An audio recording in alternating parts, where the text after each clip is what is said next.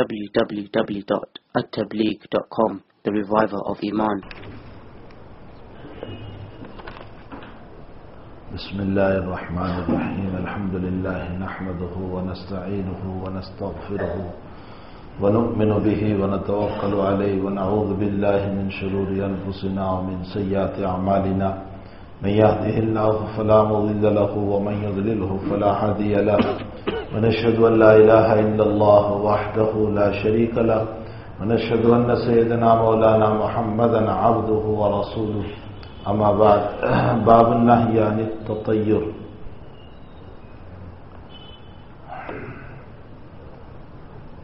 بیچ میں 4-5 منگل کا وقفہ ہو گیا اور مجلس نہ ہو سکی، چونکہ میں سفر میں تھا اور پرسوں ہی میری سفر سے واپسی ہوئی.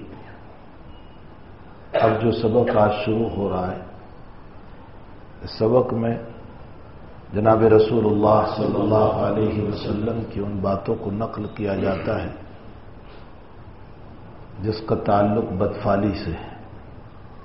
حضور پاک صلی اللہ علیہ وسلم نے بدفعلی لینے سے منع فرمایا. اسلام ایک ایسا مذہب ہے کہ جو توحید میں کسی چیز کو برداشت نہیں کرتا، اور توحید ایک ایسی چیز ہے، اللہ کی وحدانیت، اللہ کا اکیلا ہونا، کہ اس میں ذرہ برابر بڑے سے بڑے نبی علیہ الصلاۃ والسلام کو بھی توحید میں شریک نہیں کیا جا سکتا. توحید اپنی جگہ توحید ہے، اللہ کی وحدانیت اللہ کی وحدانیت ہے. خود مرض الوفات میں جب جناب رسول اللہ صلی اللہ علیہ وسلم چادر اوڑھ کر سوئے تھے،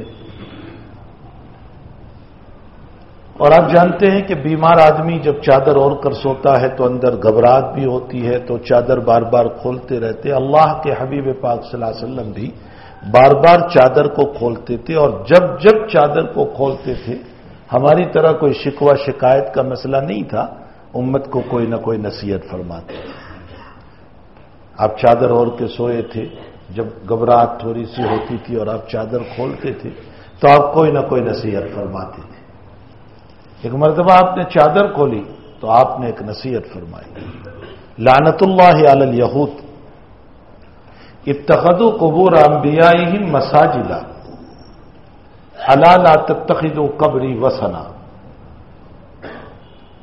اور دوسری روایت میں ہے الا لا تتخذوا قبری مسجدا. خبردار خبردار، خوب سنو. اللہ کی لعنت ہو یہودیوں پر، انہوں نے اپنے نبی کی قبروں پر سجدے کیے. آگاہ ہو جاؤ، کان کھول کر سن لو اور خوب غور سے سنو. نبی کہہ رہے ہیں الا، خوب غور سے سنو، میری قبر کو بت خانہ نہ بنانا. بت خانہ کا لفظ استعمال کیا. وسنا، وسن کا معنی بت، بت کی جگہ. میری قبر کو بت خانہ نہ بنانا. اور دوسری روایت میں ہے کہ میری قبر کو سجدہ کی جگہ نہ بنانا، میری قبر پہ سجدے نہ کرنا. ابھی ہم نے سنا کہ وزارت الحج والعمرہ نے، یعنی حج اور عمرے کے جو وزیر ہیں، ان کی طرف سے ابھی گزشتہ ہفتے ایک قانون نافذ ہوا کہ حرمین شریفین میں اب تم موبائل کیمرہ استعمال نہیں کر سکتے. یعنی موبائل کے ذریعے سے بھی تصویر نہیں لے سکتے، کیمرہ کے ذریعے سے بھی نہیں. ہم نے کہا بہت اچھا ہو، اللہ ان کو جزائے خیر دے. اس لیے کہ حرمین شریفین کو گویا ایک کھلونا بنا دیا تھا. جس کے ہاتھ میں دیکھو وہ ویڈیو کر رہا ہے، جس کے ہاتھ میں دیکھو کوئی طواف کرتا ہوا ویڈیو کر رہا ہے، کوئی طواف کرتا ہوا فوٹو لے رہا ہے، کوئی مزار اقدس پر سلام کیا پڑھ رہا ہے کہ وہ ویڈیو کر رہا ہے. وہ عظمت ہی نہ رہی جناب رسول اللہ صلی اللہ علیہ وسلم کی، جو عظمت ہونی چاہیے تھی، جو کعبۃ اللہ کی عظمت ہونی چاہیے تھی، وہ عظمت ہی نہ رہی. تو اللہ کے حبیب پاک صلی اللہ علیہ وسلم نے فرمایا میری قبر کو بت خانہ نہ بنانا. کیوں منع فرمایا؟ مطلب یہ ہے اللہ کا مقام مجھے نہ دینا، وہ اللہ کا مقام ہے. سجدہ صرف اللہ ہی کو ہوگا. عبادت جس کے نام کی ہوگی وہ اللہ ہی کی ہوگی. اسی لیے علماء نے لکھا ہے کہ ذکر بھی لا الہ الا اللہ کا ہوتا ہے، محمد الرسول اللہ کا نہیں ہوتا۔ اگر آپ یوں ذکر کرو لا الہ الا اللہ محمد الرسول اللہ، لا الہ الا اللہ محمد الرسول اللہ، غلط ہے۔ محمد الرسول اللہ مخلوق ہے، مخلوق کا ذکر نہیں ہوتا، ذکر خالق کا ہوتا ہے۔ اس لیے ذکر ہوگا لا الہ الا اللہ کا۔ اسی لیے آپ روایت میں دیکھیں من قال لا الہ الا اللہ، جس نے لا الہ الا اللہ پڑھا دخل الجنہ، وہ جنت میں جائے گا۔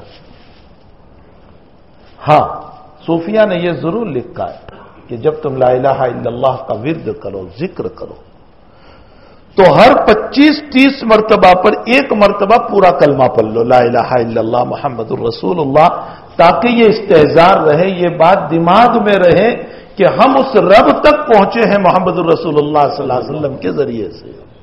یہ ضرور ہے، لیکن لا الہ الا اللہ محمد الرسول اللہ ذکر نہیں، ذکر صرف لا الہ الا اللہ کا ہوگا۔ اسی لیے آپ دیکھ لو خود نبی کریم صلی اللہ علیہ وسلم نے جتنے ہم کو اذکار دیے اس میں اللہ ہی کا تذکرہ ہے۔ آپ نے فرمایا سبحان اللہ پڑھو، اللہ ہی کا تذکرہ۔ آپ نے فرمایا الحمدللہ پڑھو، آپ نے فرمایا اللہ اکبر پڑھو، آپ نے فرمایا سبحان اللہ و بحمدہ سبحان اللہ العظیم پڑھو، آپ نے فرمایا سبحان اللہ و بحمدہ عدد خلقہ و رضا نفسہ و زینت عرشہ و مداد کلمات، ان کلمات کو پڑھو۔ جتنے اذکار امت کو نبی نے دیے، نبی نے، قرآن تو دے ہی رہا ہے، لیکن نبی نے جتنے اذکار دیے وہ بھی صرف اور صرف اللہ ہی کے ذکر دیے۔ خالق کا ذکر ہوتا ہے، مخلوق کا ذکر نہیں ہوتا ہے۔ تو بہرحال اللہ کے حبیب پاک صلی اللہ علیہ وسلم نے روایتیں بھری پڑی ہے ان باتوں سے کہ آپ نے اپنے متعلق کسی صحابی رضی اللہ تعالیٰ عنہ نے کہہ دیا کہ اللہ کے حبیب یہ ایران اور رومن امپائر کے بادشاہ، وہ تو بہرحال بادشاہ ہے دنیا کے، لوگ ان کے سامنے سجدہ کرتے ہیں، حضرت آپ زیادہ حقدار ہیں کہ ہم آپ کے سامنے سجدہ کریں۔ حضرت کے تیور بدل گئے، چہرہ متغیر ہو گیا، ہم ہوتے تو خوش ہو جاتے کہ واہ واہ مجھے سجدہ کرنے کو کہہ رہا ہے، میرے پاؤں پڑنے کو کہہ رہا ہے۔ حضرت کا چہرہ متغیر ہو گیا اور فرمایا کیا تم مجھے خالق اور رب بنانا چاہتے ہو؟ مجھے تم اللہ بنانا چاہتے؟ یہ مقام اللہ کا ہے۔ تو حضرت نے کبھی بھی، اسی لیے میرے بھائیوں میں ایک بات خاص طور پر کہتا ہوں کہ اگر 2-4 آدمی ہم کو حضرت کہہ دے، یا کوئی میرا ہاتھ چوم لے، یا کوئی مجھ سے معانقہ کر لے، یا کوئی مسافہ کر لے 5-50 آدمی، اس سے کبھی بھی یہ بات تصور نہ کرنا کہ میں بہت بڑا ہو گیا۔ اللہ بہتر جانتا ہے کہ ہم کس مقام پر ہیں۔ دھوکہ ہے، یہ دھوکہ ہے، اور شیطان ہمیں فریب میں مبتلا کرتا ہے کہ میرا تو ہاتھ لوگ چوم رہے، مجھے تو علامہ اور حضرت کہہ رہے ہیں۔ دھوکہ ہے۔ حکیم الامت حضرت اقدس تھانوی نور اللہ مرکزہ نے ایک لطیفہ لکھا ہے، لطیفہ ہے کہ ایک صاحب نائی کے دکان پر بال کٹوانے گئے تو نائی رو رہا تھا، زارو قطار رو رہا تھا، تو بال کٹوانے کے لیے جو گراہک گیا اس نے کہا بھائی کیوں رو رہا ہے تو؟ اس نے کہا میری بیوی بیوہ ہو گئی، میری بیوی بیوہ ہو گئی۔ تو اس گراہک نے یہ کہا بے وقوف، شوہر مرتا ہے تو بیوی بیوہ ہوتی ہے، تو ابھی زندہ ہے، تیری بیوی بیوہ کیسے ہو گئی؟ تو کیسے کہہ رہا ہے کہ بیوی بیوہ ہو گئی؟ کہا بات تو تیری صحیح ہے کہ شوہر کے مرنے پر بیوی بیوہ ہوتی ہے، لیکن مجھے کہنے والا جو کہہ گیا کہ تیری بیوی بیوہ ہو گئی وہ سچا تھا، تو اس کے سچا ہونے کی بنیاد پر میں نے اس پر یقین کر لیا۔ تو گراہک نے کہا اس کی بات پر یقین کرے گا یا اپنی ذات پر اعتماد کرے گا؟ تو جب زندہ ہے تو بیوی بیوہ کہاں ہو سکتی ہے؟ حضرت تھانوی رحمۃ اللہ علیہ فرماتے ہیں بس اس لطیفے کو سمجھ لو، میں میری ذات کو جانتا ہوں کہ کتنا بڑا اللہ کا مجرم ہوں، لیکن 2-4 ہاتھ چوم لیتے ہیں تو اپنے آپ کو اللہ والا سمجھ لیتا ہوں۔ کیوں اللہ والا؟ لوگوں نے میرے ہاتھ چومے۔ ارے لوگ تو تجھے نہیں جانتے ہیں، تیرے اندر کی زندگی لوگ نہیں جانتے، تو خود واقف ہے اپنی زندگی سے کہ میں کتنا مجرم ہوں اس رب کا۔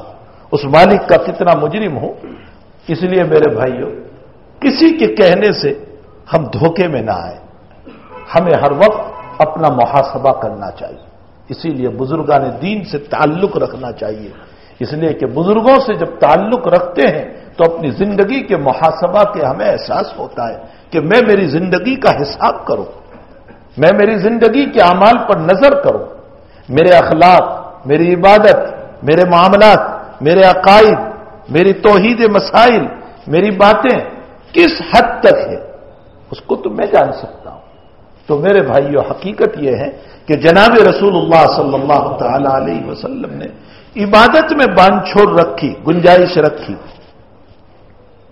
فرمایا نمازوں میں اگر کمی ہو گئی سد سہو کے ذریعے سے تلافی ہو جائے گی. زکات میں کچھ کمی رہ گئی تمہارے صدقات سے پورا ہو جائے گا. روزوں میں کمی رہ گئی تمہارے عید الفطر کے موقع پر فطر کے نکالنے سے اللہ کمی کو پوری کر دے گا. تمہارے حج میں کچھ کمی رہ گئی، تم صدقہ کرو گے، تم دم دو گے، اس سے تلافی ہو جائے گی. ساری عبادتوں میں گنجائش رکھی.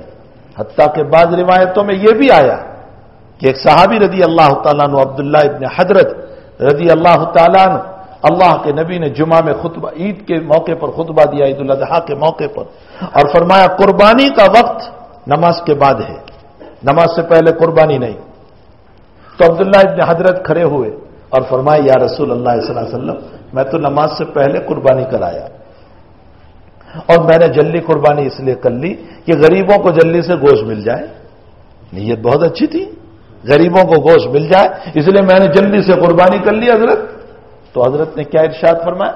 حضرت نے فرمایا ٹھیک ہے، وہ گوشت کھانے کے قابل ہے، لیکن قربانی ادا نہیں ہوئی، تمہیں قربانی دوبارہ کرنا پڑے گا، اس لیے کہ وقت سے پہلے ہو گئی، اور وقت سے پہلے ہوتی نہیں. تو فرمایا تم نے قربانی وقت سے پہلے کر دی، اس لیے تمہیں دوبارہ کرنا پڑے گا. تو وہ صحابی فرماتے ہیں یا رسول اللہ، میرے پاس اب کوئی جانور نہیں ہے اور نہ اتنے پیسے ہیں کہ میں دوسرا جانور خرید سکوں. البتہ میرے پاس 6 مہینے کا بکری کا بچہ ہے. آپ جانتے ہیں کہ بکری کا بچہ کم سے کم 1 سال کا ہونا چاہیے، تب جا کر قربانی ہو سکتی ہے. وہ کہہ رہے ہیں کہ اللہ کے حبیب میرے پاس 6 مہینے کا بکری کا بچہ ہے، اس کے علاوہ میرے پاس کوئی نہیں. حضرت کیا فرماتے؟ جاؤ اسی کو قربانی کر لو، اللہ تمہاری قربانی قبول کر لے گا، لیکن یہ تمہارے لیے ہے، پوری امت کے لیے نہیں ہے. اور عبادتوں میں باندھ چھوڑ رکھی، لیکن توحید میں کوئی باندھ چھوڑ نہیں. وحدانیت میں، اللہ کے ایک ہونے میں کوئی مسئلہ نہیں. وہاں بس ایک ہی بات چلے گی، اللہ ایک ہے، اور اس میں آگے پیچھے کا کوئی مسئلہ نہیں ہو سکتا. ذرا بھی 2 کی 4 ہو گئے یا 1 کے 2 ہو گئے، شرک میں مبتلا ہو جائیں گے. خطرات ہے شرک میں مبتلا ہونے کی. اس لیے شریعت مطہرہ نے توحید کے اوپر بہت زور دیا، بہت زور دیا، وحدانیت کے اوپر بہت زور دیا. اور فرمایا، ایک بزرگ امام غزالی نے ایک واقعہ لکھا ہے، فرمایا کہ ایک بزرگ کی موت ہو گئی اور وفات کے بعد جب اللہ کے دربار میں پہنچے، کسی خواب دیکھنے والے نے پوچھا کہ حضرت کیا گزری؟ تو انہوں نے فرمایا کہ اللہ کے دربار میں جب میری پیشی ہوئی تو مجھے امید تھی کہ میری عبادت پر تو مجھ کو بھروسہ نہیں ہے، لیکن اللہ کی توحید میری بڑی پکی تھی، بڑی مضبوط تھی اللہ کی توحید. میں نے وحدانیت میں اللہ کے ایک ہونے میں مسئلہ آگے پیچھے نہیں کیا، مجھے امید تھی کہ اللہ اسی پر میری مغفرت کر دے گا. لیکن جب اللہ کے سامنے میں پہنچا تو مجھے پوچھا کہ کیا لے کر آیا؟ تو میں نے کہا کہ اللہ تیری توحید لے کر آیا ہوں. ساری زندگی میں نے تجھ ہی کو مانا اور تجھ سے ہونے کا یقین رکھا، ذرہ برابر اس میں آگے پیچھے نہیں ہوا. کہ اللہ توحید خالص لے کر آیا ہوں میں تیرے پاس. تو اب تعالیٰ جل شانہ نے سوال فرمایا کہ ایک مرتبہ رات میں تم نے دودھ پیا تھا اور پیٹ میں درد شروع ہوا تھا، اور تمہاری زبان سے جملہ نکلا تھا کہ میرے پیٹ میں درد دودھ کی وجہ سے ہوا، تو تمہیں دودھ پر یقین آیا تھا، اس وقت تمہارا اللہ کہاں گیا تھا؟ تو اس وقت تمہیں اللہ، اتنی سی بات پر بڑوں کے مقام بھی بڑے اونچے ہوا کرتے. حسنات الابرار سیئات المقربین، یہ ایک بہت مشہور جملہ ہے. حسنات الابرار سیئات المقربین، نیک لوگوں کی نیکیاں جو ہے نا اللہ کے قریب والوں کے لیے ایک پکڑ کا ذریعہ ہو جاتی ہے. تو توحید خالص، وحدانیت، اللہ کا ایک ہونا، اس میں کسی قسم کا مسئلہ نہیں چلے گا. جناب رسول اللہ صلی اللہ علیہ وسلم احد کے میدان میں ہے, ناکامی ہو گئی, مسئلہ ہو گیا, بس ہو گیا. 70 صحابہ شہید ہو گئے, صحابہ زخمی ہو گئے, آپ خود زخمی ہو گئے. اور ابو سفیان جو اس وقت تک مسلمان نہیں ہوئے تھے, اچھل اچھل کر, کود کود کر مچل رہے ہیں احد کے میدان میں, اور کہنے لگے کہ ہم نے بدر کا بدلہ لے لیا. تم نے ہمارے 70 کو مارا تھا, 70 کو, ہم نے بھی تمہارے 70 کو مار دیا. ہم نے تمہارا بدر کا بدلہ لے لیا. اور اس کے بعد پہاڑ پر چڑھا ابو سفیان, احد پہاڑ پر, اور اوپر سے کہا افیکم محمد, محمد ہے تم میں. خیال تھا کہ محمد مر گیا, قتل کر دیے گئے. اللہ کے نبی نے فرمایا کوئی جواب نہ دینا, خاموش رہو. پھر کہا افیکم ابو بکر, ابو بکر ہے تم میں. فرمایا کوئی جواب نہ دو. فرمایا افیکم عمر, عمر ہے. تو اب عمر کے تیور بدلے. کہا اچھا تو یہ سوچ رہا ہے کہ ہم سب مر گئے؟ حضرت عمر رضی اللہ تعالیٰ نے جواب دیا, حالانکہ حضرت نے منع فرمایا تھا, لیکن جواب دیا. فرمایا جی سن لے یا عدو اللہ, وہ اللہ کے دشمن, ابھی اللہ نے تیرے لیے ہم سب کو زندہ رکھے. محمد الرسول اللہ صلی اللہ علیہ وسلم بھی ہے, ابو بکر بھی ہے, میں بھی ہوں, ابھی ہم سب زندہ ہیں. یہ جب باتیں تھی تو اللہ کے نبی نے فرمایا جواب نہ دو. افیکم محمد, افیکم ابو بکر, افیکم عمر, جواب نہ دو. لیکن آگے ابو سفیان نے یوں کہا, اولو حبل, حبل کی جئی ہو, بت تھا ان کا, یعنی اس کی وجہ سے ہم کو کامیابی ملی, اس نے ہم کو کامیاب کیا. اور آگے کہنے لگا لنا العزا ولا عزا لکم, ہمارے پاس عزا نامی بت ہے جس نے ہم کو کامیابی دی. اے مسلمانوں تمہارے پاس عزا نامی بت نہیں ہے. جب بتوں کا تذکرہ آیا توحید کے خلاف تھا, تو اللہ کے نبی نے فرمایا جواب دو اس کا. جب اپنے متعلق فرمایا تو فرمایا کوئی جواب نہ دو. لیکن جب توحید کا مسئلہ آیا تو اللہ کے نبی نے فرمایا جواب دو. توحید کے باب میں برداشت نہیں. آج ہمارا ایمان لوٹا جا رہا ہے اور ہم خاموش ہیں. ہمارے ایمان لوٹنے کے در پہ لوگ آئے ہوئے اور ہم خاموش ہیں. میرے بھائیوں توحید کے باب میں ہمیں خاموش نہیں رہنا چاہیے. اللہ کے نبی نے فرمایا جواب دو اس کو. تو صحابہ نے فرمایا کیا جواب دے اس کو؟ فرمایا اس کو جواب دو اللہ اعلی واجل, اللہ ہی بلند و بالا ہے. لن المولا ولا مولا لکم, اللہ ہمارا ہے تمہارا نہیں. یہ جواب دو اس کو. چونکہ اس کے کلمات توحید کے خلاف تھے, اس نے عزا کے نام پر کامیابی کو لیا, اس نے حبول کے نام پر جئی بلائی. تو جناب رسول اللہ صلی اللہ علیہ وسلم نے توحید کے موقع پر اس کو برداشت نہیں فرمایا اور فرمایا اللہ ہمارا ہے تمہارا نہیں, اللہ مولانا ولا مولا لکم. تو میرے بھائیوں توحید ایک ایسی چیز ہے جس کے اندر کوئی گنجائش نہیں ہوا کرتی ہے, اور یہی وہ توحید ہے جو کبھی معاف بھی نہیں ہوتی. نماز معاف ہو جاتی ہے.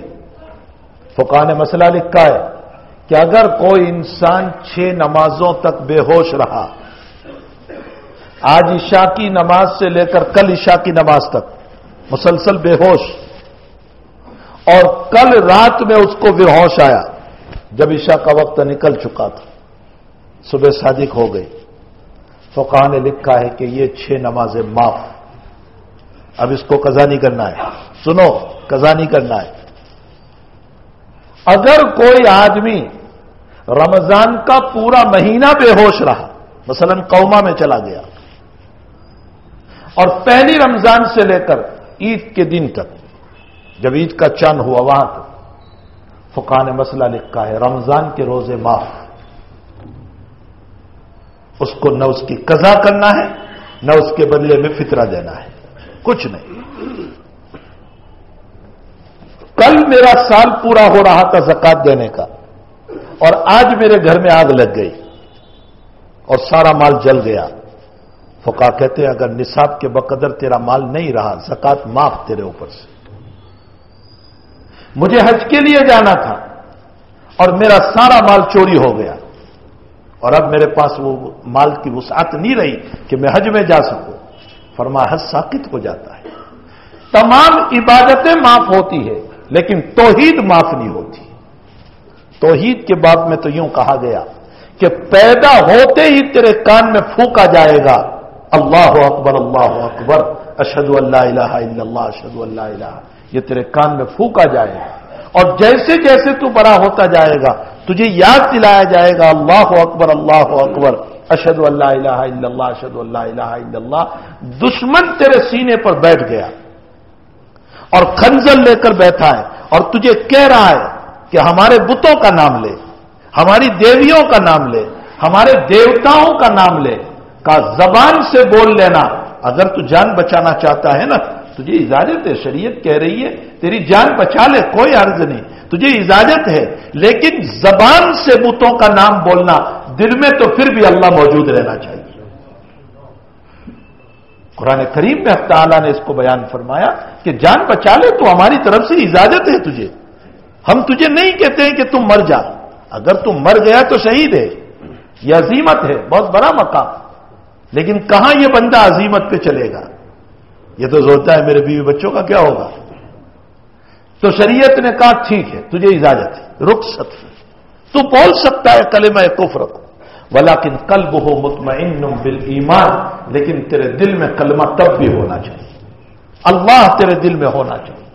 فرمایا عالم سکرات میں ہے, دنیا چھوڑنے کا غم ہے, حالت میں بے چین ہے, پاؤں پہ پاؤں مار رہا ہے. بل تفت الساق بالساق الی ربک یومئذ المساق, پاؤں پہ پاؤں مار رہا ہے, دنیا چھوڑنے کا غم ہے اور چمچیوں سے پانی پلایا جا رہا ہے. فرمایا نماز بھی کبھی معاف ہو گئی, روزہ بھی معاف ہوا, زکات بھی معاف ہوئی, حج بھی معاف ہوا, عالم سکرات میں انتہائی پریشان ہے, لیکن ایمان معاف نہیں ہوگا, مرتے وقت بھی لا الہ الا اللہ کی ضرورت رہے گی. توحید ہے یہ ایسی چیز. اور اسی توحید کے باب میں ہم نے بہت تساہل, بہت کمزوری برت رکھی. ہم کبھی لیمبو میں اپنی توحید بیچ دیتے, کبھی مرچوں میں اپنی توحید بیچ دیتے, کبھی کس میں اپنی توحید بیچ دیتے. ہماری توحید بہت کمزور ہو گئی. اپنی توحید کو مضبوط بناؤ. جناب رسول اللہ صلی اللہ علیہ وسلم کی مکی زندگی کے 13 سال پورے کے پورے توحید ہی کے بنانے میں تھے. صحابہ کی توحید بنائی. مکی زندگی میں نہ نماز ہے, نہ روزہ ہے, نہ زکات ہے, نہ حج ہے. نماز تو بالکل اخیر میں مکی زندگی میں آئی, ہجرت سے 3 سال پہلے, اور ایک قول میں 2 سال پہلے, اور ایک قول میں 1 سال پہلے. یعنی مکۃ المکرمہ کے 12 سال جب پورے ہو گئے, جب آپ کو معراج ہوئی اور معراج میں آپ کو نماز دی گئی, تو 1 سال پہلے یا 2 سال پہلے نماز آئی. ورنہ زکات, روزہ, حج یہ تو سب مدینے میں آیا ہے. تو پھر مدینہ مکۃ المکرمہ میں آپ کی محنت کس پر رہی؟ لا الہ الا اللہ. صحابہ کا ایمان بنایا, اور اتنا مضبوط ایمان, اتنا مضبوط ایمان, اتنا مضبوط ایمان کہ مدینے میں آنے کے بعد جیسے ہی جہاد کی مشروعیت ہوئی اور جہاد جیسے ہی فرض ہوا سن ہجری 2 کے اندر یا سن ہجری 1 کے اندر, حضرات صحابہ کرام کا وہ ایمان بنا ہوا تھا, اس ایمان کی بنیاد پر صحابہ کو اپنی جان کا دینا آسان ہو گیا. اگر پہلے سے نبی نے ایمان نہ بنایا ہوتا تو کون جان دے سکتا تھا؟ تو بہرحال اللہ کے حبیب نے پہلے 12 سال 13 سال ایمان پر بڑی مضبوط محنت کی. کیوں محنت کی اتنی لمبی مدت تک؟ اس لیے کہ اصل اصول ایمان ہی ہے. ایمان کے بغیر نہ نماز قبول, نہ روزہ قبول, نہ زکات قبول, نہ حج قبول, نہ اخلاق حسنہ قبول. بلکہ روایتوں سے یہ معلوم ہوتا ہے کہ قیامت کے دن کافروں کے اعمال کا وزن بھی نہیں ہوگا. بعض علماء فرماتے ہیں وزن نہیں ہوگا. کیوں وزن نہیں ہوگا؟ اس لیے کہ وزن کرنے کے لیے مقابلے میں کچھ رکھنا پڑے گا. تو کیا رکھیں گے؟ ایمان تو ہے نہیں اس کے پاس, کیا رکھیں گے؟ اور بعضوں نے کہا کہ نہیں وزن ہوگا, اور جب وزن ہوگا تو کیا رکھیں گے؟ فرمایا اس کی زندگی میں جو اس نے اچھے اخلاق کیے ہیں, یا اس کی زندگی میں اس نے کسی کو مدد کی ہے, دان کیا ہے, وہ رکھا جائے گا، لیکن ایمان کے بغیر اس کا وزن ہی نہیں ہوگا، اس لیے دوسرے پلڑے میں کفر ہوگا، وہ کفر والا پلڑا جھک جائے گا۔ یہی وجہ کہ پل صراط کے اوپر سے گزر مومنوں کا ہوگا، منافقوں کا ہوگا۔ کیوں منافقوں کا؟ اس لیے کہ منافق دنیا کے اندر ظاہر میں کلمہ پڑھتا تھا، اس لیے منافقوں کا ہوگا، لیکن کافروں کا گزر پل صراط پر سے بھی نہیں ہوگا، اس لیے کہ ایمان ہے ہی نہیں، اور پل صراط تو اصل ایمان ہے۔ دنیا میں جو ایمان ہے اسی کو اللہ پل صراط بنانے والا ہے۔ جب ان کافروں کے پاس ایمان نہیں تو پل صراط پر جائیں گے کیسے؟ ان کو تو سیدھے ہی سر کے بل الٹے کر کے جہنم میں ڈال دیے جائیں گے۔ تو ایمان اصل اصول ہے۔ اسی لیے میرے بھائیوں میں کہتا ہوں کہ دیکھو حق تعالی جل شانہ نے اتنی دولت اگر آپ کو نہیں دی، کوئی غم نہ کرو، ایمان تو دیا ہے، بہت بڑی دولت دی ہے، اس سے بڑھ کر دولت کیا ہے؟ حق تعالی جل شانہ نے ہمیں ایمان سے نوازا، یہ ایک عظیم الشان دولت ہے، ورنہ نہ معلوم ہم بھی کہاں کہاں گھنٹے بجاتے ہوتے، ہماری پیشانیاں کن پتھروں کے سامنے رگڑی جاتی، ہم نہ معلوم اپنے آپ کو کتنے معبودوں کے سامنے ہاتھ جوڑ کر کھڑے ہوتے، اور نہ معلوم کتنوں کے ہم غلام بن جاتے۔ یہی وجہ ہے کہ حضرت ربعی رضی اللہ تعالیٰ عنہ جب ایران میں پہنچے اور ایرانیوں نے پوچھا کہ تم کیا دعوت دینے آئے ہو، تو حضرت ربعی رضی اللہ تعالیٰ عنہ نے جو تقریر فرمائی، اس تقریر میں ایک جملہ فرمایا ہم بھی تمہاری طرح بتوں کی عبادت کرتے تھے، جیسے تم آگ کی عبادت کرتے ہو ہم بھی بتوں کی عبادت کرتے تھے، پتھروں کی۔ ربعی کہتے ہیں کہ ہمارا حال یہ تھا کہ جب ہم سفر میں نکلتے تو ہم ایک پتھر کو ساتھ لے لیتے، اس کی عبادت کرتے رہتے، اور اس سے اچھا پتھر مل جاتا تو اس پتھر کو پھینک دیتے، اور اگر کہیں ہمیں پتھر نہیں ملتا تو ہم کیا کرتے تھے؟ کام مٹی کو جمع کرتے اور اس پر اونٹنی کا دودھ نکالتے، اور دودھ نکال کر کے اس کا گھاڑا بناتے، اور گھاڑا بنا کر ایک بت کی شکل بنا دیتے اور اسی کے سامنے سر بسجود ہو جاتے۔ ہمارے اندر اللہ نے رحم فرمایا، ہم جہالت میں تھے، ہمارے ہی اندر سے اللہ نے ایک آدمی بھیجا جس کے ہم بچپن کو جانتے ہیں، جس کی جوانی کو جانتے ہیں، جس کی زندگی کو جانتے ہیں، اس کے ماں باپ کو جانتے ہیں، اور وہ ہے محمد ابن عبداللہ صلی اللہ علیہ وسلم۔ انہوں نے آ کر ہمیں دنیا کی غلامی سے نکال کر اللہ کی غلامی میں داخل کیا۔ کتنا پیارا لفظ ہے، دنیا کی غلامی سے نکال کر اللہ کی غلامی میں داخل کیا۔ دنیا کی غلامی میں کتنوں کو ہاتھ جوڑتے رہیں گے، ایک اللہ کے سامنے ہاتھ۔ اور اللہ کی ذات جو ہے وہ کیسی ذات ہے، بندوں کے ساتھ کیسا احسان کرتی ہے۔ میں ایک مثال دوں آپ کو، دیکھو مسلم شریف کی ایک روایت ہے، لمبی روایت ہے، حدیث قدسی ہے، ابو ذر غفاری اس کے راوی ہے۔ اس روایت میں جناب رسول اللہ صلی اللہ علیہ وسلم یوں فرماتے ہیں کہ اللہ یوں فرماتے ہیں، یا عبادی، اور میرے بندو، اگر تم سب کے سب آدم سے لے کر قیامت تک کے سارے انسان اتقا قلب ہو کر بیٹھ جاؤ، تقوی والا دل لے کر بیٹھ جاؤ، تقوی والا، فرمایا میری خدائیت میں زیادتی نہیں ہوگی۔ پوری دنیا تقوی والا دل لے کر کے بیٹھ جائے، خوب تقوی والا، فرمایا میری خدائیت میں کوئی زیادتی، یہ نہیں کہ تمہاری نمازوں سے میں اللہ بناؤں، تمہارے روزوں سے، تمہارے حج سے، تمہاری زکات سے میں اللہ بناؤں، ایسا نہیں ہے، یا تم نے سلیکشن کر کے یا الیکشن کر کے مجھے بھیجاؤ۔ اور آگے فرمایا یا عبادی، میرے بندو، تم سب کے سب فاسق و فاجر بن جاؤ اور کفر جیسا دل لے کر بیٹھ جاؤ، سارے آدم سے لے کر قیامت تک کے سارے انسان، میری خدائیت میں کمی نہیں ہو سکتی۔ اصول بیان کیا اس نے، اس رب نے اصول بیان کیا۔ اب سوال یہ پیدا ہوتا ہے کہ اللہ میرے تقوی سے تیری خدائیت میں زیادتی نہیں، اور میرے گناہ کرنے سے، کفر کرنے سے، شرک کرنے سے تیری خدائیت میں کمی نہیں، تو پھر ہم کو منع کیوں کرتا ہے کفر شرک کرنے سے؟ کیوں منع کر رہا ہے؟ بھئی دنیا میں میں تم کو اس لیے منع کرتا ہوں کہ تم سے مجھے نقصان ہو رہا ہے، تجھے تو کوئی نقصان ہونے والا ہی نہیں، تو بھی دنیا میں تو نے اپنے بندوں کو کفر اور شرک سے منع کیوں کیا، کیوں روکا اللہ نے؟ خوب غور سے سنو، اس رب کی ربوبیت، اس رب کی تربیت، اس رب کا مربی بنا اور اس رب کی محبت و مایا کیوں روکا اس نے؟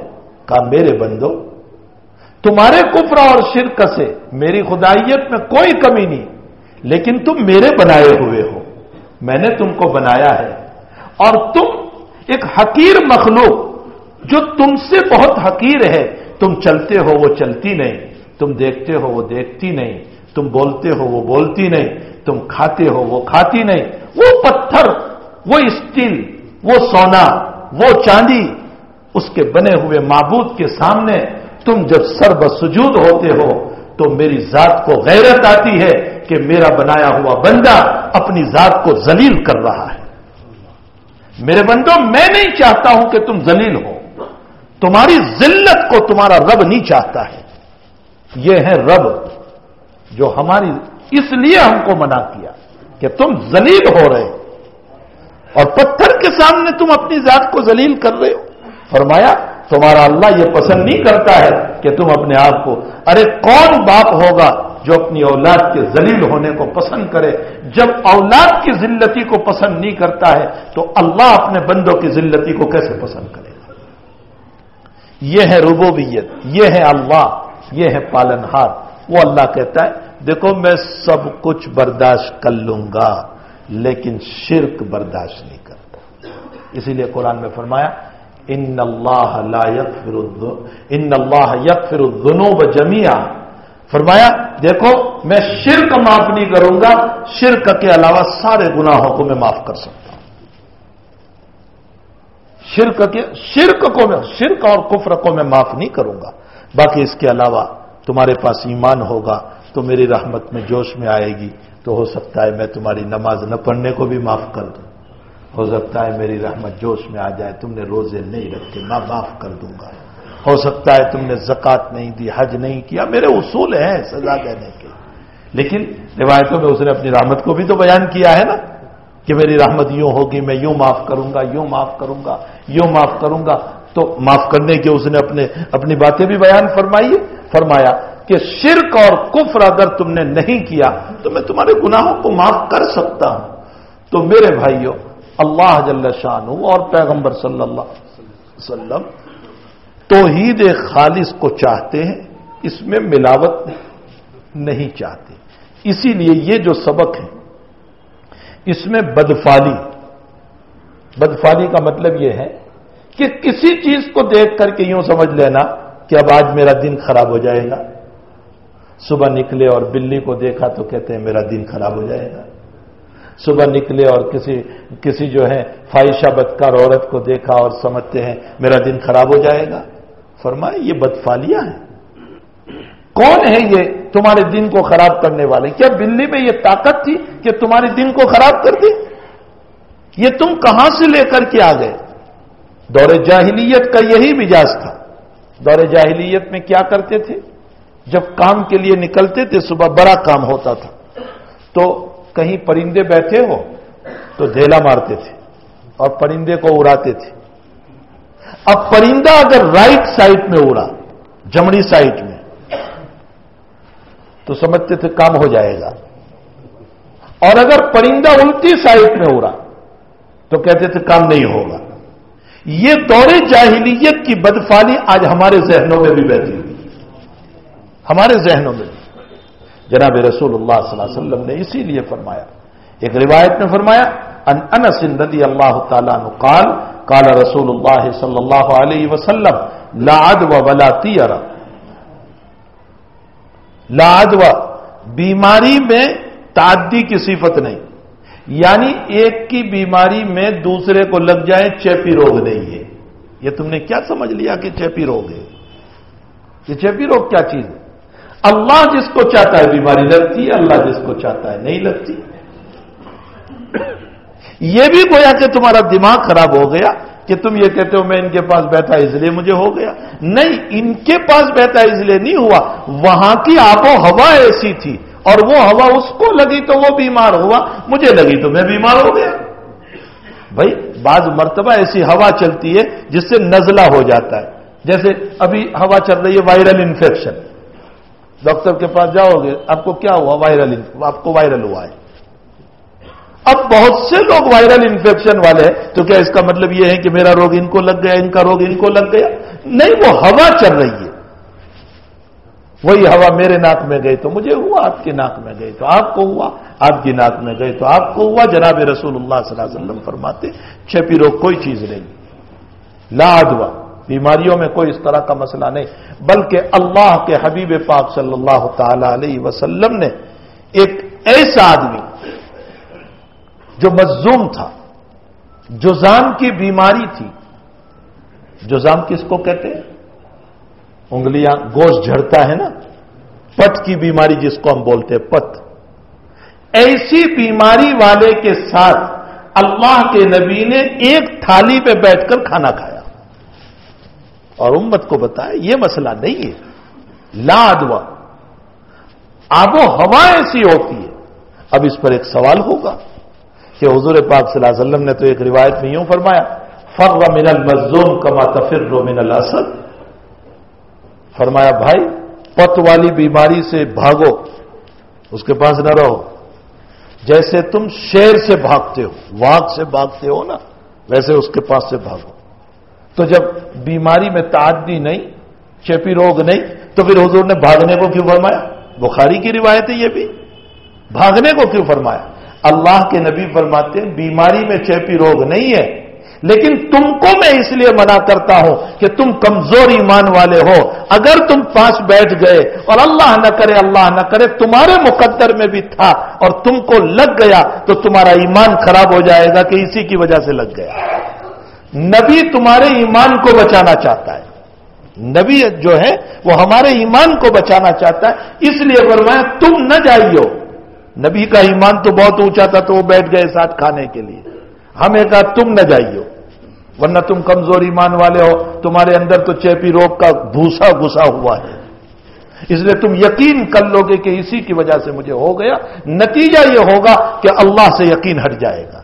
تو ہمارے ایمان کو بچانے کے لیے جناب رسول اللہ صلی اللہ علیہ وسلم نے فرمایا کہ جذامی سے، پٹ والی بیماری سے بھاگو جیسے کہ تم شیر سے بھاگتے ہو. اور وہ حضرت کا اپنا مسئلہ تھا جو حضرت بیٹھ گئے، لیکن یہ ضرور فرمایا کہ دیکھو لا عدوہ، بیماری میں ایک دوسرے کو بڑھنے کی یہ صفت نہیں ہوتی. بلکہ ایک روایت میں تو عجیب و غریب مسئلہ ہے، بخاری شریف میں ہے کہ ایک دیہاتی صحابی آئے اور فرمایا یا رسول اللہ صلی اللہ علیہ وسلم میری اونٹنی جو ہے اس کو کھجلی کی بیماری بہت ہو گئی ہے، اور اونٹنی بڑی قیمتی ہے، بہت مہنگی اونٹنی ہے، اس کو کھجلی کی بیماری ہو گئی، اور مجھے یہ لگتا ہے کہ میں نے فلاں کی اونٹنی کے پاس باندھا تھا اس لیے ہو گیا.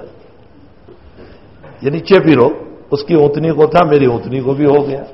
تو حضرت نے فرمایا کہ اچھا اس کی اونٹنی کو بیماری کہاں سے آئی پھر؟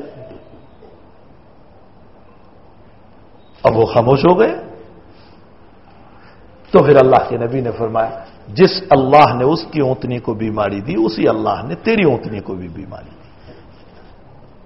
اس لیے اللہ کے نبی علیہ الصلوۃ والسلام نے ایک طرف تو ہمیں یوں فرمایا کہ چیپی روگ کوئی چیز نہیں، لیکن دوسری طرف ہم کو یہ بھی فرمایا ہے کہ بیمار کے پاس ایسی بیماری جس سے نفرت کی شکل پیدا ہوتی ہے ان کے پاس نہ جائیو. کیوں نہ جائیو؟ اس لیے کہ کہیں تمہارا ایمان خراب نہ ہو جائے. ہمیں یہ بھی بتایا گیا ہے. تو اللہ کے نبی نے بڑے اچھے طریقے ہمارے لیے بتائے تاکہ ایمان بھی ہمارا بچا رہے اور جو ہے بیماریوں سے بھی ہماری حفاظت ہو جائے. پھر آگے فرمایا ولا تیارا. تیارا کا معنی تیر پرندہ، پرندے کو اڑانا. میں نے بتایا دور جاہلیت میں رواج تھا، پرندے کو اڑاتے تھے، سیدھا اڑتا تھا تو کہتے تھے کہ کام ہوگا، الٹا اڑتا تھا تو نہیں ہوگا. آج کل بھی جیسے صبح کام کے لیے نکلے اور کہا بلی نکل آئی تو کہا کام نہیں ہوگا، کالے انسان کو دیکھ لیا کام نہیں ہوگا، کسی بدکار عورت کو دیکھ لیا کام نہیں ہوگا. کچھ نہیں، وہ ہمارے مقدرات کو بگاڑنے والے نہیں ہیں، ان میں کیا مقدرات کو بگاڑنے کی صفت ہے؟ جناب رسول اللہ صلی اللہ علیہ وسلم نے فرمایا تمہارا ایمان خراب ہو رہا ہے، اس طرح اپنے ایمان کو خراب نہ کرو۔ پھر آقا نے ایک روایت میں یوں فرمایا ان عبداللہ ابن عمر رضی اللہ تعالیٰ عنہ قال قال رسول اللہ صلی اللہ علیہ وسلم لا عدو ولا طیرہ وإن كان الصوم في شيء ففي الدار والمرأة والفرس۔ اللہ کے نبی علیہ السلام نے فرمایا اگر بدفالی ہوتی تو تین چیزوں میں، عورت میں، مکان میں اور گھوڑے میں۔ اگر بدفالی ہوتی تو ان تین چیزوں میں، اور بعض روایتوں میں ہے کہ جناب رسول اللہ صلی اللہ علیہ وسلم نے فرمایا کہ ان تین چیزوں میں بدفالی ہے، گھوڑے میں، عورت میں اور مکان میں۔ کیا مطلب ہے گھوڑے میں بدفالی کا؟ ارے بدفالی کا یہ مطلب نہیں ہے کہ گھوڑے سے اب ہم کو کچھ ہو جائے گا، نہیں، گھوڑے میں بدفالی کا مطلب یہ ہے کہ کبھی کبھی گھوڑا ضدی ہوتا ہے، سواری کے قابل نہیں ہوتا، طبیعت کے لائق نہیں ہوتا، آپ بیٹھتے ہیں تو وہ طبیعت میں شرارت ہوتی ہے، وہ آپ کو گرا دیتا ہے، اس کو بدفالی سے تعبیر فرمایا، ورنہ بدفالی نہیں ہوتا۔ اور عورت کی بدفالی یہ ہے کہ لمبی زبان ہو، گالی گلوچ کرنے والی ہو، اپنے شوہر کی عزت و احترام کرنے والی نہ ہو، بچوں کی تربیت کرنے والی نہ ہو، بچوں کے سامنے شوہر کو ذلیل کرنے والی ہو، یہ عورت کی بدفالی ہے۔ اور مکان کی بدفالی یہ ہے کہ پڑوسی صحیح نہیں، تکلیف پہنچانے والا، بات بات میں جھگڑالو ہے، تو یہ مکان کی بدفالی ہے، ورنہ حقیقت میں ان میں بھی کوئی بدفالی نہیں ہوتی ہے۔ مطلب یہ ہے کہ ان کا طبیعت کے موافق نہ ہونا، اس کو رسول اللہ صلی اللہ علیہ وسلم نے بدفالی فرمائی، ورنہ حقیقت میں ان تینوں کے اندر بھی کوئی بدفالی نہیں ہوتی۔ بلکہ ایک روایت تو بخاری شریف میں بہت عجیب و غریب ہے، روایت میں فرمایا کہ گدھے کے گزرنے سے، کتے کے گزرنے سے، عورت کے گزرنے سے نماز فاسد ہو جاتی ہے۔ اگر نماز پڑھ رہے تھے، سامنے سے کتا گیا، گدھا گیا، عورت گئی تو نماز فاسد۔ تو حضرت عائشہ نے فرمایا اوہو، تم نے تو ہم کو کتے اور گدھے کے برابر کر دیا۔ حضرت عائشہ رضی اللہ عنہ خود بخاری شریف میں فرمایا تم نے ہم کو گدھے اور کتوں کے برابر کر دیا۔ اس روایت کا مطلب بھی یہ ہے کہ کتے کے گزرنے سے، گدھے کے گزرنے سے، عورت کے گزرنے سے کوئی نماز نہیں ٹوٹتی۔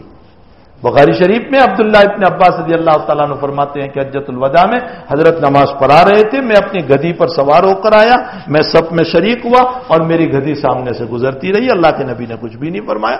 معلوم ہوتا ہے گدھے کے گزرنے سے یا کتے کے گزرنے سے یا عورت کے گزرنے سے کوئی نماز فاسد نہیں ہوتی۔ تو پھر اس روایت کا کیا مطلب جس میں یوں فرمایا کہ کتا، گدھے اور عورت کے، اس کا مطلب یہ ہے کہ گدھے کے گزرنے کی بنیاد پر مصلی کو ڈر سا لگتا ہے کہ کہیں لات نہ مار دے، کہیں کاٹ نہ لے، کہیں پیچھے سے پاؤں نہ مار دے، تو ظاہر سی بات ہے کہ اس ڈر کی وجہ سے مصلی آگے پیچھے ہو جائے گا تو نماز فاسد ہو جائے گی، ورنہ گزرنے سے نماز فاسد نہیں ہوتی۔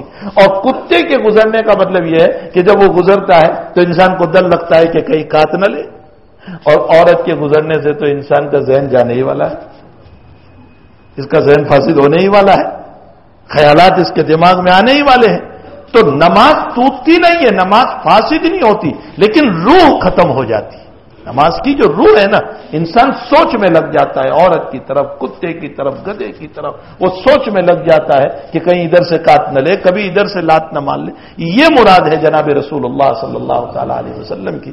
بہرحال شریعت مطہرہ ہماری توحید کی حفاظت کر رہی ہے، اس لیے فرمایا کہ تم اس طرح کی بدفالیاں نہ لیا کرو، اس سے کچھ نہیں ہوتا ہے۔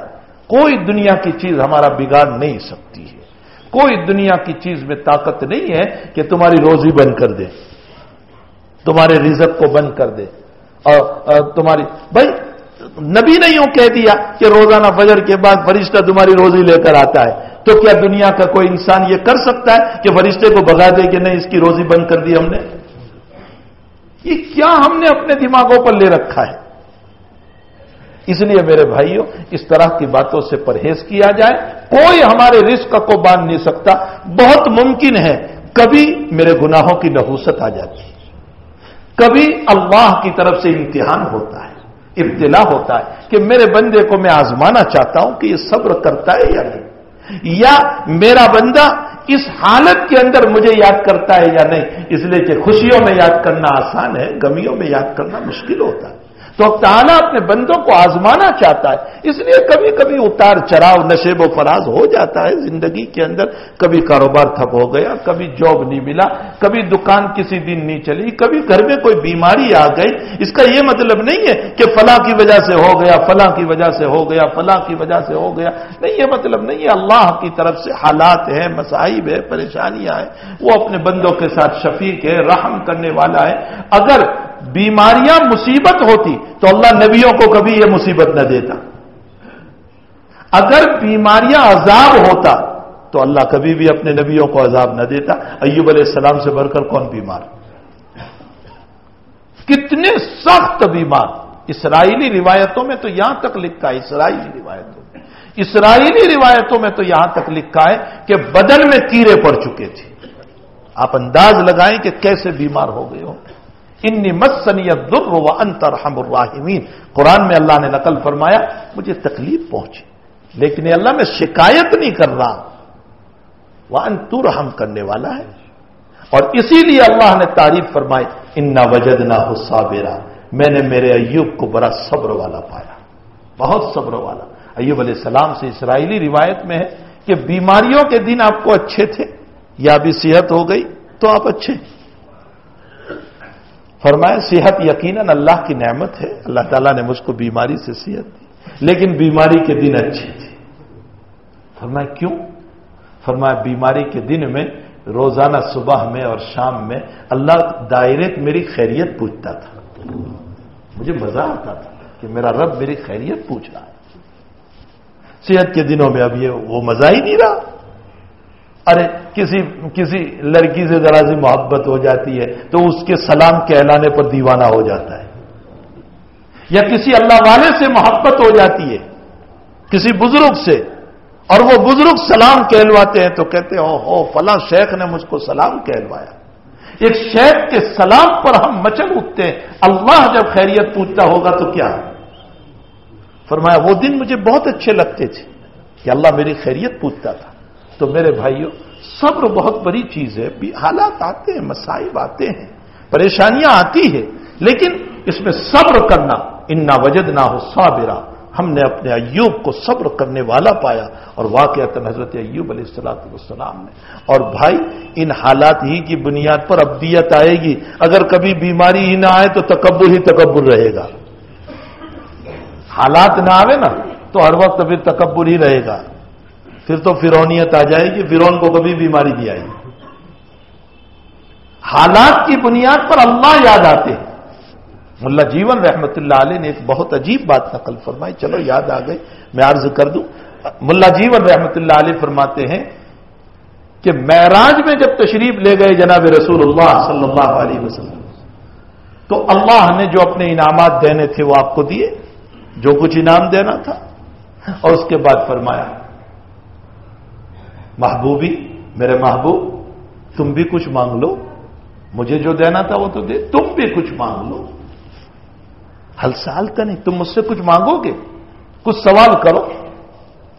آپ ایک بات یاد رکھیں کہ جب کوئی کسی کو یوں کہے کہ آپ سوال کرو تو آپ کے جواب دینے سے آپ کے انداز ہو جائے گا کہ آپ کا اسٹیٹس کتنا ہے، آپ کی سوچ کتنی ہے. اگر کسی نے آپ کو کہا بھائی مانگو، اور آپ نے کہا کہ دعا کر دو نا ذرا عزت مل جائے، معلوم ہوتا ہے شہرت کے طالب ہو. اور کسی نے کہا دعا کر دو کچھ مال دولت آ جائے، معلوم ہوتا ہے حرص دنیا ہے. انسان کے سوال سے پتہ چل جاتا ہے. اب جناب رسول اللہ صلی اللہ علیہ وسلم کو جب پوچھا کہ مانگو نا، تو اللہ کے نبی کی سوچ دیکھو. حضرت نے کیا کہا؟ یا ربی، میرے رب، نسبتی الیک بالعبد. اے اللہ، میں ساری زندگی طائف کی گلیوں میں، مکہ کی گلیوں میں، پتھر کے نیچے، حالات میں، مصائب میں، پریشانیوں میں مار کھاتا ہوا، اے اللہ یا ربی یا ربی یا ربی، میرا رب یہ کہتا رہا. تو آج تو بھی تو مجھ کو کہہ دے کہ تو میرا بندہ ہے. عبد کا لفظ تو مجھے کہہ دے، عبد، تو میرا بندہ ہے یہ مجھے کہہ دے. فرمایا تو مجھے اگر بندہ کہہ دے گا تو مجھے بہت مزہ آ جائے گا. اسی لیے معراج کے بعد جو اللہ نے آیت اتاری تو لفظ عبد لایا. سبحان الذی اسرا بعبدہ، بے رسول ہی نہیں، بعبدہ۔ عبدیت اللہ کو بہت پسند ہے۔ کیا شان، کیا تکبر، کیا بڑائی، کیا میرا نام ہو جائے، کیا میری عزت ہو جائے، کیا لوگ میرا ہاتھ، ارے کوئی چیز اس میں نہیں ہے میرے بھائیوں۔ اللہ اپنی عبدیت دے دے ہم کو۔ نبی نے عبدیت مانگی اپنے اللہ سے، تواضع مانگا، جھکاؤ مانگا۔ یہ بہت بڑی چیز ہے۔ اللہ کرے کہ ہم کو نصیب ہو جائے۔ آج ہم شان میں، نام میں، عزت میں، شہرت میں مرے جا رہے ہیں۔ ہمیں شہرت ملے، ہمیں عزت ملے، ہمارا مقام ہو جائے۔ کسی جگہ نام نہیں آیا تو میرا نام نہیں آیا، میں بھی تو ہوں اس میں۔ نام پہ جھگڑے، مسئلوں پر جھگڑے، اللہ اکبر، یہ کوئی چیز ہے؟ ارے اور آج تو ایک عجیب چیز چل پڑی ہے، وہ کیا، کہیں بیٹھے ہیں اور کسی کو کہتے فوٹو لے لو ہمارا، تاکہ لوگوں کو یہ پتا چلے اچھا حضرت سے تعلق ہے ان کا، اور بھی فوٹو چھوڑ دے۔ کیا اس سے عزت ملے گی؟ یہ عزت کی چیز ہے؟ عزت کی چیز تو یہ ہے اللہ مجھ کو اور آپ کو اپنا بندہ کہتے ہیں کہ تو میرا بندہ ہے۔ عبدیت سب سے بڑی چیز ہے۔ اللہ کرے ہماری زندگیوں میں عبدیت آ جائے۔ ہم عبدیت سے بہت دور ہو چکے ہیں، تو اللہ جل شانہ نے، اللہ کے پیغمبر نے ہمیں اپنی توحید کو مضبوط بنا۔ اسی لیے ہمارے اعظم الیاس صاحب رحمۃ اللہ علیہ نے جو 6 اصول بنائے، 6 اصول ہیں، 6 باتیں نہیں، 6 اصول ہیں وہ۔ ان 6 اصول میں شریعت کو گھیر لیا ہے۔ ان 6 اصول میں پہلا اصل، پہلا قاعدہ، پہلی اصل یہ بنائی اللہ کی توحید۔ ایسی توحید، ایسی توحید، ایسی توحید آ جائے کہ ہمارے رگ و ریشے میں توحید جم جائے کہ اللہ کے علاوہ ہمارا کوئی نہیں، بس اللہ سے ہونے کا یقین، اللہ سے ہونے کا یقین، اللہ سے ہونے کا یقین۔ لیکن افسوس کہ بولتے بولتے ابھی ہم میں بھی نہیں آیا اللہ سے ہونے کا یقین، ابھی ہم میں بھی نہیں آیا۔ اللہ کرے کہ ہم میں بھی اللہ سے ہونے کا یقین آ جائے۔ ہمارے اعظم الیاس صاحب رحمۃ اللہ علیہ نے تمام اصول سے پہلے اس کو رکھ کر بتایا، اللہ سے ہونے کا یقین ہوگا تو نماز صحیح، تو ذکر صحیح، تو علم صحیح، تو اخلاص نیت صحیح، تو اکرام مسلم صحیح۔ اگر وہی پہلا نہیں ہے تو دیوار ہی تمہاری نیچے سے کمزور ہے، کچھ نہیں ہوگا۔ پہلے ایمان کی نیچے بنیاد کو مضبوط بناؤ، اس کے بغیر کچھ نہیں ہو سکتا۔ اللہ ہم سب کو توحید کے ساتھ زندگی گزارنے کی توفیق عطا فرمائے۔ اسی لیے ہمارا جو اجتماع ہے ہمارے سورت ضلع کا 4-5-6 ہے نا، 4-5-6 کو کفلیتا کے اندر ہو رہا ہے۔ تمام احباب سے گزارش ہے وہاں شریک ہوں، دین کی باتیں سنیں، اپنے ایمان کو تازہ کریں، اپنی روح کو ایمان سے جوڑیں اور اپنی روح کو اللہ کی طرف متوجہ کریں، اور اپنی زندگی میں اللہ کا عشق، اللہ کی محبت اور نبی کی محبت پیدا کرے۔ تو 4-5-6 کو ہمارا اجتماع ہونے جا رہا ہے۔ اس اجتماع کے اندر تمام احباب اپنے کاموں کو تھوڑے سے آگے پیچھے کر کے اس اجتماع کے اندر شریک ہو، اور اس کے ساتھ ساتھ اس وقت ملک کے جو حالات ہیں بہت تیزی سے بدلتے جا رہے ہیں، بہت تیزی سے بدلتے جا رہے ہیں۔ یہ تو صرف ایک مسئلہ ہے طلاق ثلاثہ، 3 طلاق کا، ورنہ اس کے علاوہ بہت سارے مسائل ہمارے اٹھتے جا رہے ہیں، اور جس کی وجہ سے ہمارے ایمان اور ایمانیات، ہمارے مسائل شرعیہ خطرے میں پڑتے جا رہے ہیں، خطرے میں پڑتے۔ بھلا یہ کوئی مسئلہ ہوا کہ 3 طلاق اگر تم دو گے تو 3 طلاق نافذ نہیں ہوگی؟ ہمارا قرآن کہہ رہا ہے کہ 3 طلاق ہو جاتی ہے، ہماری حدیث کہہ رہی ہے کہ 3 طلاق ہو جاتی ہے۔ یہ اور بات ہے کہ اللہ کے نبی نے پسند نہیں فرمایا 3 طلاق نہ دو، نبی علیہ السلام نے پسند نہیں فرمایا اس کو کہ 3 طلاق نہ دو، یہ بہت بری چیز ہے۔ لیکن اگر کوئی کہے گا تو واقع ہو جائے گی، وہ طلاق پڑ جائے گی۔ جب قرآن اور حدیث کہہ رہا ہے کہ طلاق ہو جائے گی، حکومت وقت کہہ رہی ہے کہ طلاق نہیں ہوگی، تو بھلا قرآن اور حدیث کی سراسر مقابلہ ہی ہے۔ یہ ہمارے قرآن اور حدیث کے مقابلے میں مسئلہ ہو گیا۔ اور اسی کے ساتھ دوسرا مسئلہ یہ ہے، اسی کے ساتھ ساتھ کہ اگر کسی نے 3 طلاق دی تو 3 سال کی سزا، تو کیسی بے وقوفانہ بات ہے۔ یہ 3 سال کی سزا، یہ تو کوئی بہت بڑے، ارے چور اور ڈاکو کو بھی اتنی سزا نہیں دی جاتی، آخر اس نے چوری کی ہے، اس نے ڈاکہ زنی کی ہے۔ کیا مسلمانوں ہی کے اندر ایک مسئلہ رہ گیا ہے کہ مسلمان کے طلاق دینے پر مسائل بن رہے ہیں؟ کیا اس ملک کے اندر صرف مسلمان رہتے ہیں، مسلمان کے علاوہ اور قومیں نہیں رہتی؟ کیا ان کے وہاں طلاقیں نہیں پڑتی ہے؟ بلکہ ان سے تو مسلمانوں میں بہت کم طلاق ہے. ہمارے وہاں 0% طلاق ہے. سروے اگر کیا جائے تو مسلمانوں میں 0% طلاق ہے، اس لیے کہ مسلمانوں میں بہت سارے راستے ہیں. مثلا 1 طلاق 2 طلاق رجی ہے، عدت کے اندر بغیر نکاح کے لا سکتے ہیں، تو کبھی انسان 1 طلاق دیتا ہے پھر رجوع کر لیتا ہے. 2 طلاق 2 طلاق رجی ہے، عدت کے اندر لا سکتا ہے. طلاق بائن دے دی تو اس صورت میں دوبارہ نکاح کر کے واپس لا سکتا ہے. صرف 3 طلاق کا مسئلہ ایسا ہے کہ جس میں حلالہ شرط ہے اور حلالے کے بعد لا سکتا ہے، ورنہ ہمارے وہاں تو پھر خلا کا بھی راستہ ہے. خلا کا مطلب کبھی عورت رہنا نہیں چاہتی تو شریعت مطہرہ یہ کہتی ہے کہ شوہر جب چاہتا ہے عورت نہیں چاہتی تو پھر اس صورت میں عورت کو چاہیے کہ وہ پیسے دے کر کے اپنی ذات کو الگ کر لے کہ بھئی میں تیرے ساتھ رہنا نہیں چاہتی. وہ شوہر کہہ رہا ہے نہیں میں چاہ رہا ہوں، تو پھر اس صورت میں شوہر کہے گا کہ اچھا تم اتنے پیسے دے دو. اس کو خلا کہا جاتا ہے. شریعت مطہرہ نے خلا کا راستہ بھی رکھا ہے، طلاق بائن کا راستہ بھی رکھا، طلاق رجعی کا راستہ بھی رکھا ہے. تو اسلام میں تو بہت سارے وہ راستے ہیں کہ جس سے عورت کو دوبارہ لایا جا سکتا ہے. تمہارے دوسرے مذاہب کے اندر تو ایسے کوئی راستے بھی نہیں کہ دوبارہ لایا جا سکے. بس ایک مرتبہ ہو گیا. جو اسلام اتنی وسعت کے ساتھ گنجائش دیتا ہو بھلا اسی کے لیے یہ قانون بنا دینا. اچھا ہم ایک درجے میں آپ کی بات مان لیتے ہیں کہ چلو مسلم خواتین اور مسلم عورتیں تمہارے پاس آئی اور تم کو یہ کہا کہ 3 طلاقوں کے بعد میں ہم پر ظلم ہو رہا ہے. ہم تم سے یہ پوچھنا چاہتے ہیں کہ یہ جو عورتیں تمہارے پاس آئی ہے وہ 1% ہوگی؟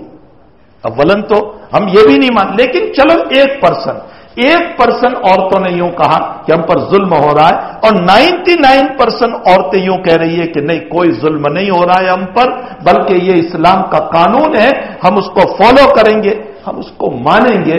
تو میرے بھائیوں حکومت وقت کو بھی چاہیے کہ تم پارلیمنٹ میں بیٹھ کر اکثریت اور اقلیت پر فیصلہ کرتے ہو، میجورٹی کے اوپر فیصلہ کرتے ہو، تو پھر اس میں کیوں تم میجورٹی پر فیصلہ نہیں کرتے کہ 99% یہ کہہ رہی ہے کہ یہ ظلم نہیں ہے تو پھر انہی کے اوپر فیصلہ ہونا چاہیے. ایک سیدھا سا اصول ہے، سیدھا سا ضابطہ ہے. لیکن پھر اوپر سے یہ بنانا کہ اس کو 3 سال کی سزا، یہ بھی عجیب و غریب مسئلہ ہے کہ ایک طرف کہتے ہیں کہ طلاق نہیں پڑی تو وہ تیری بیوی، جب وہ تیری بیوی ہے تو اس کو جو ہے 3 سال تم نے جیل میں ڈال دیا تو بیوی کا خرچہ کون دے گا؟ بچوں کا خرچ. ایک طرف تو بیوی بنا رہے ہو اور دوسری طرف اس کو جیل خانے میں 3 سال ڈال رہے ہو. یہ عجیب و غریب مسئلہ ہے.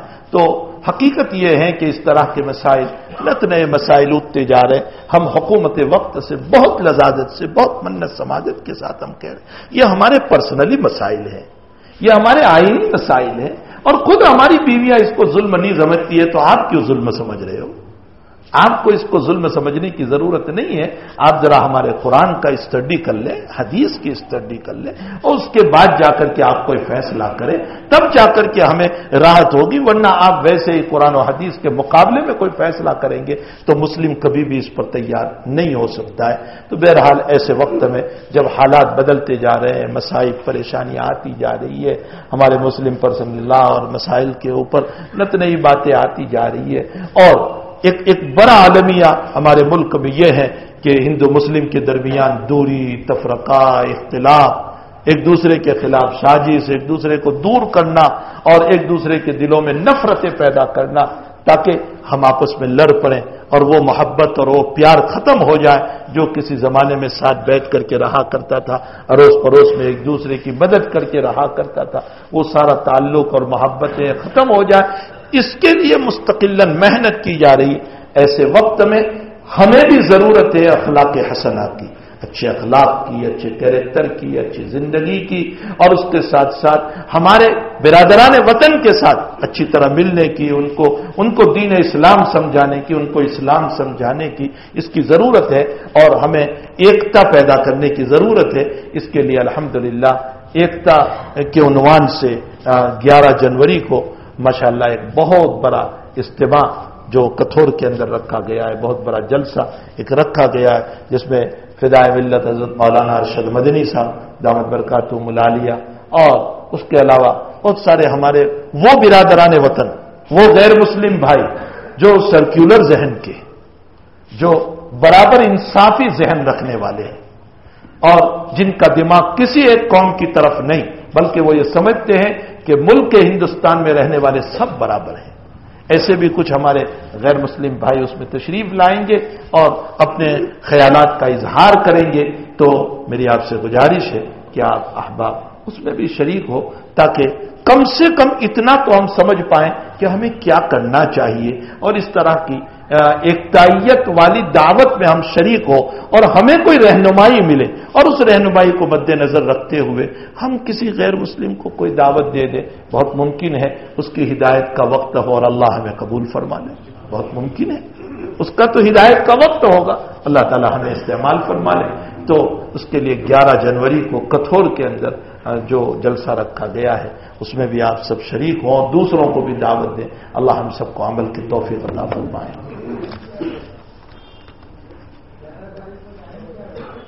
مغرب کے بعد شروع ہو جائے گا، مغرب کے بعد وہ قریباً 10 بجے تک شاید چلے گا، یعنی 6:30 بجے سے لے کر 10 ساڑھے 10 بجے تک۔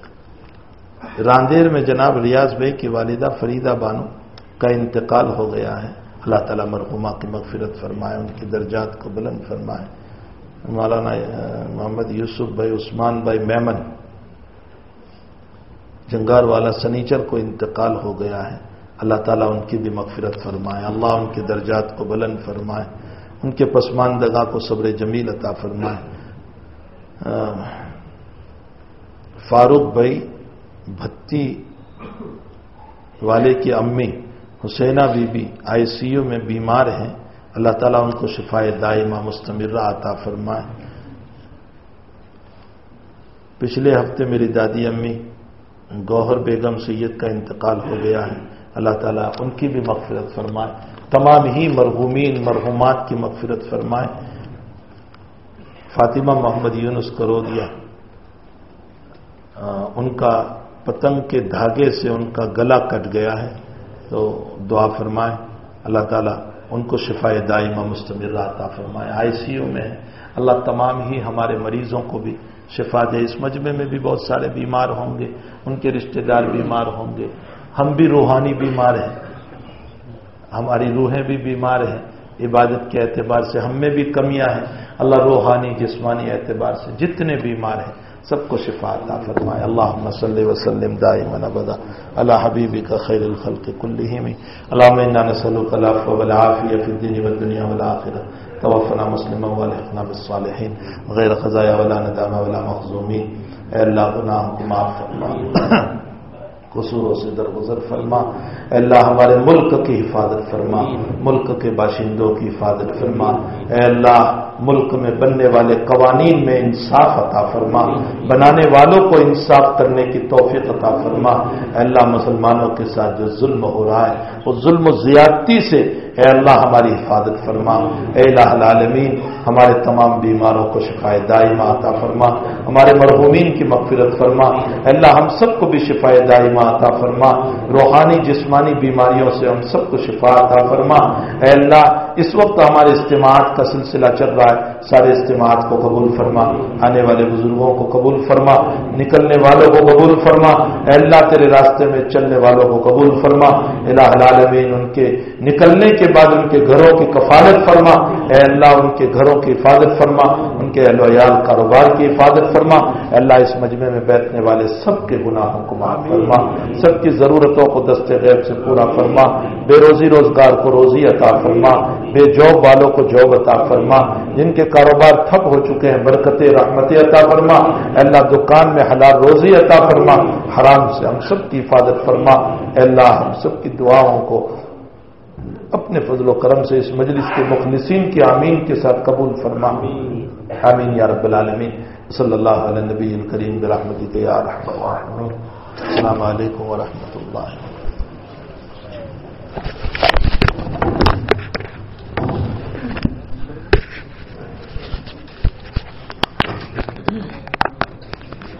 www.attableek.com, the reviver of